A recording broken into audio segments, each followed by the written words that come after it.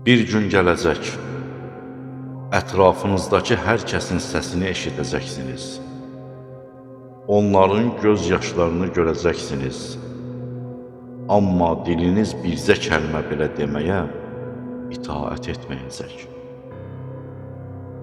Bax, ölümün insanı qəfil haqladığı an, həmin o dəhşətli sükut anıdır.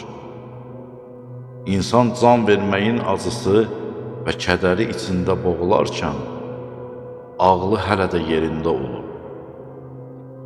O geriyə baxıb ömrünü necə xərclədiyini, halal, haram demədən topladığı var dövləti düşün. Ən acısı da budur.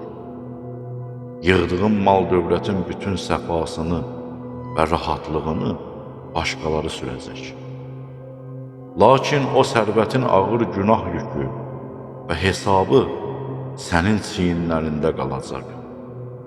İnsan çarəsizlikdən barmaqlarını dişləyir.